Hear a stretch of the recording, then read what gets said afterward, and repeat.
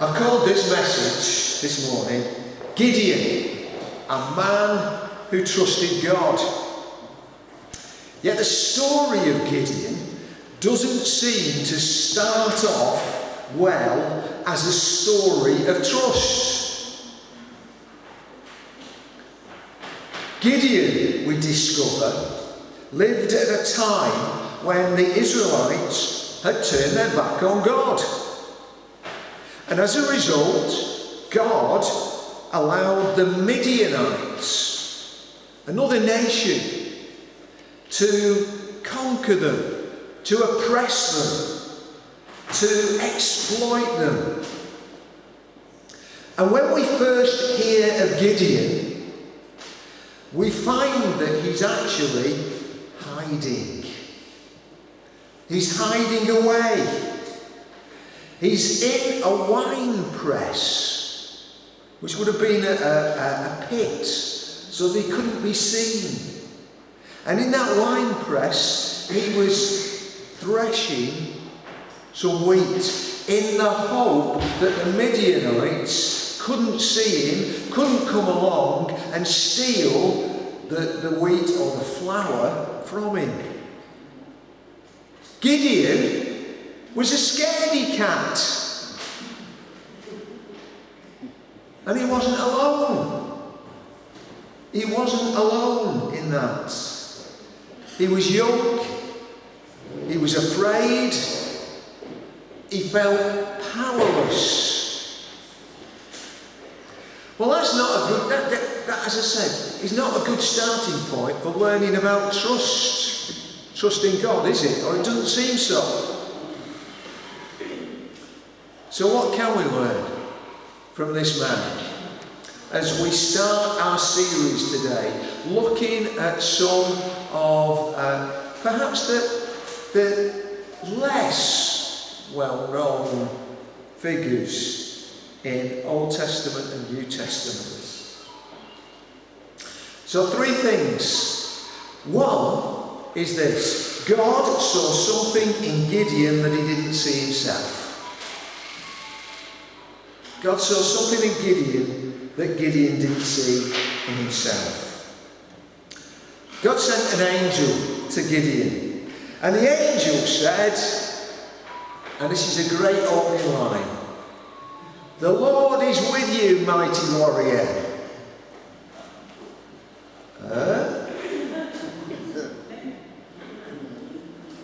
You remember Gideon, the scaredy cat, hiding away in a wine press.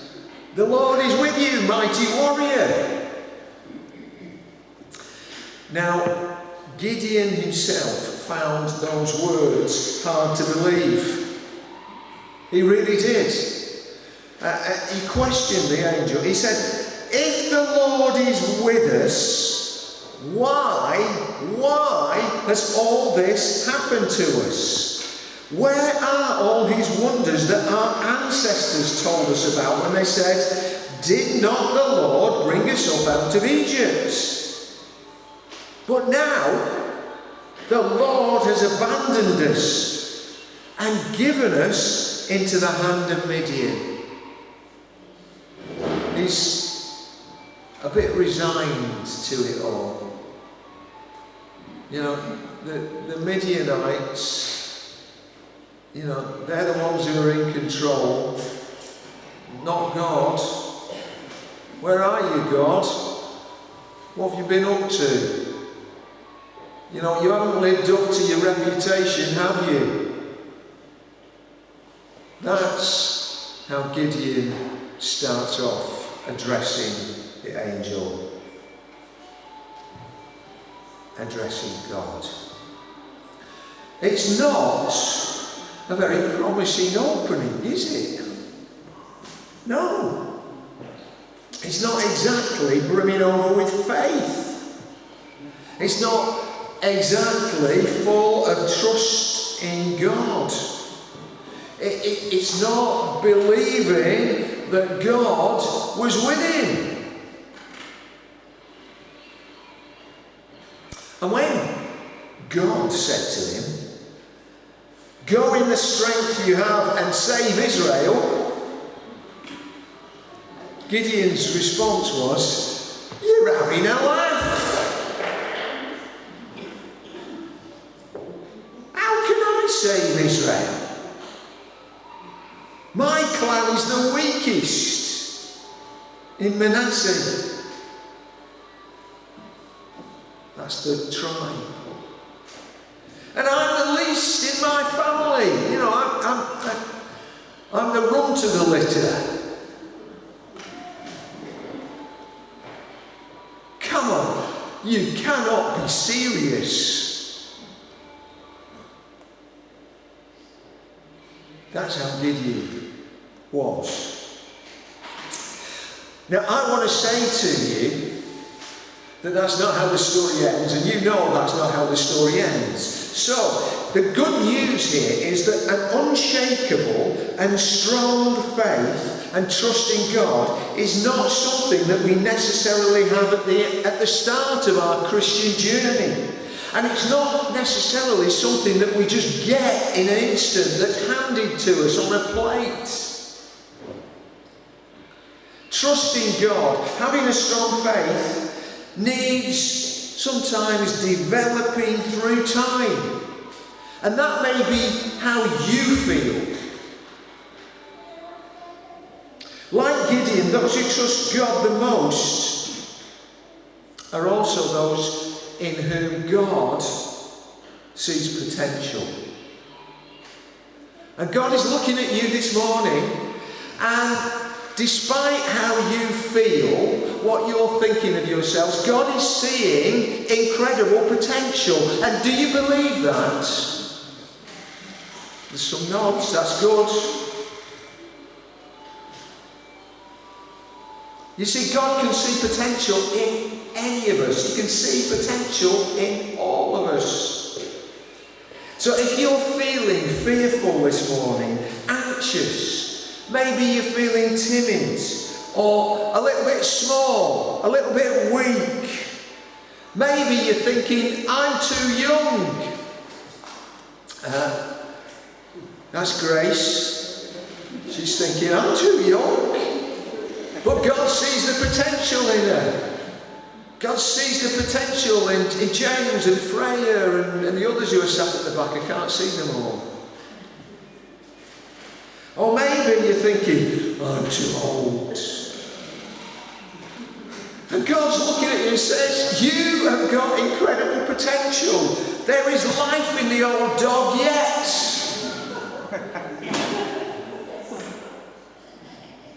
Or maybe you just think, I'm too insignificant, me.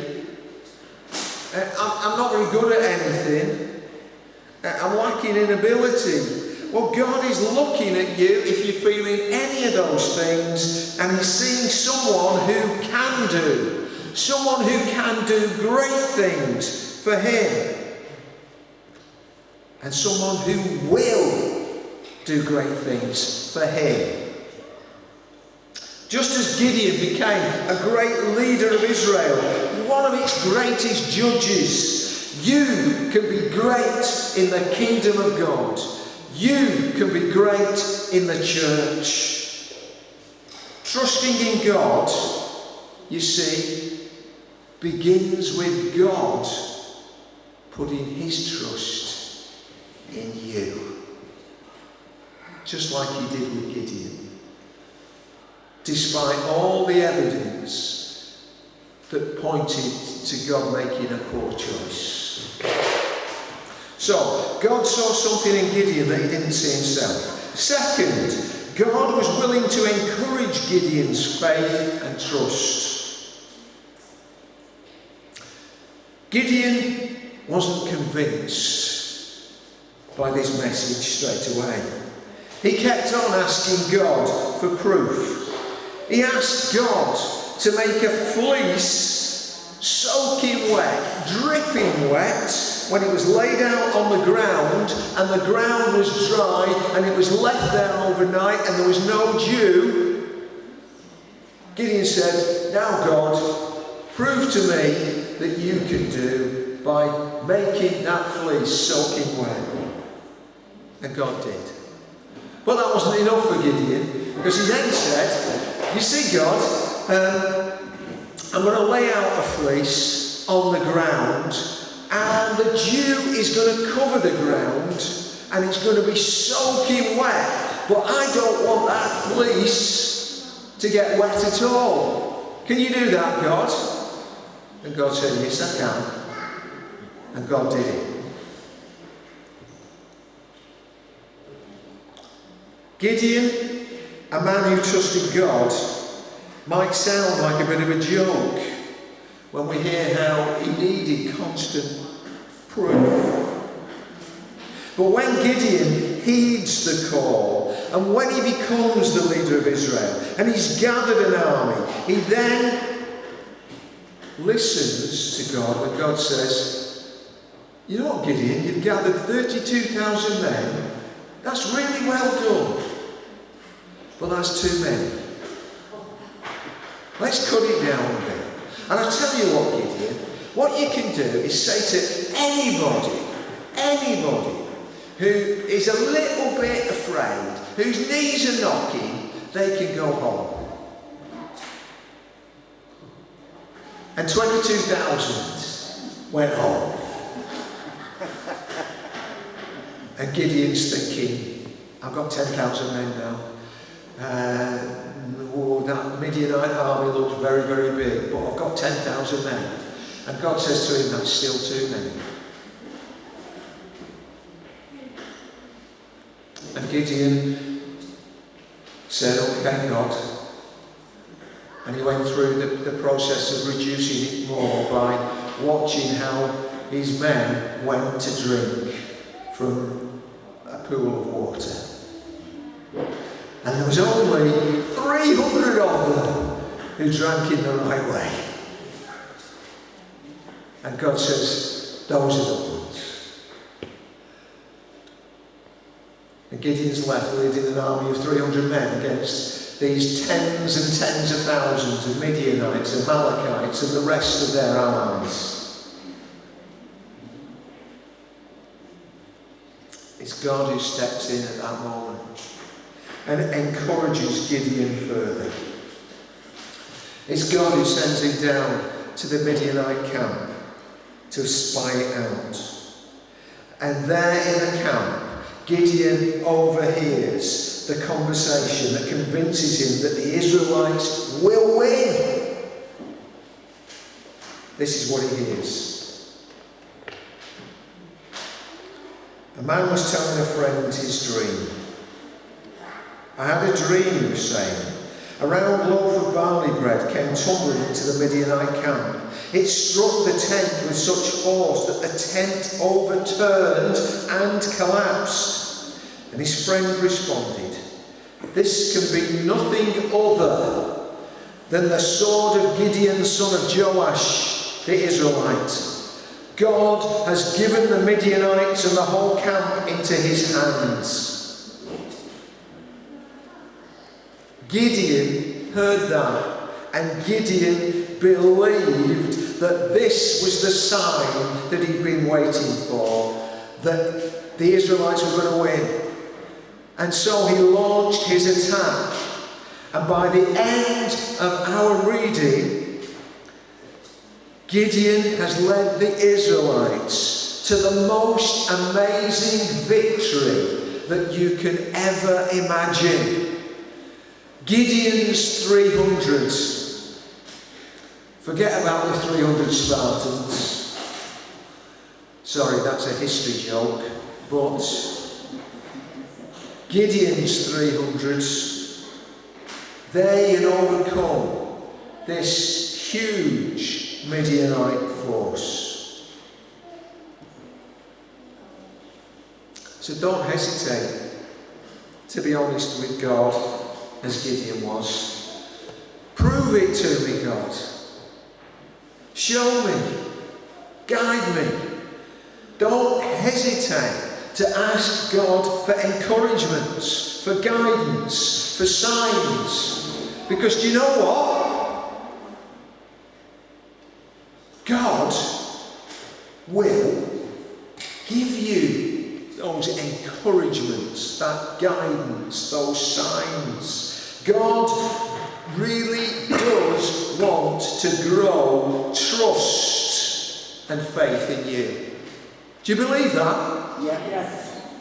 Go for it. Lastly, God does a lot with a little. God does a lot with a little. We already know that.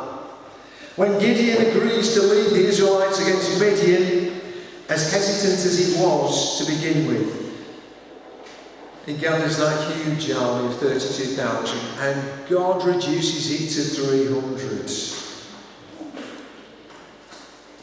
Gideon trusted God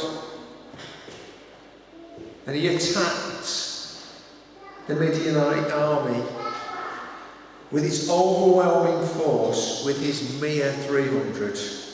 That day, the mighty Midianite army was conquered by this insignificant force led by little old Gideon, a man considered to be the least in his tribe, the least in his clan, the least in his family. He led them with this audacious, extraordinary, surprising, miraculous plan of attack that involved trumpets and jars. And he said to his men, blow the trumpets, have a torch in the jar, smash the jar so that the torch suddenly appears in the night, and shout out, a sword for the Lord and for Gideon. And with all this noise, the trumpets, the shouts, the smashing of jars, the torches that appeared, suddenly the Midianite host panicked. And they panicked and they turned on one another and they ran. Because God had given Gideon the means for winning this battle, winning this incredible victory in an unexpected way. And you know what? You may feel tiny and insignificant. We may feel that the church is small and seen as irrelevant by many people. That it's there's not enough of us to do anything. That Christians are a tiny minority in this country and getting tinier. But we just have to realise that God is not after quantity but quality. And you are quality. God says so. You are quality. You may not be quantity, but you are quality. God can magnify the little that we have. All we have to do is to surrender and give it to Him. Like Gideon, trusting God, step out in faith, do things that maybe feel a little bit strange and wacky.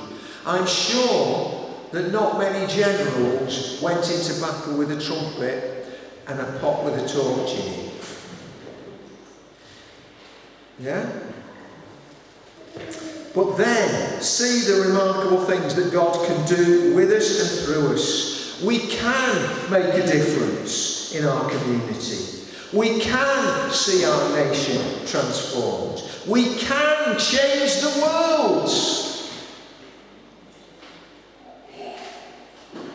If we do it in the strength and the guidance of God. And it all starts with me and you.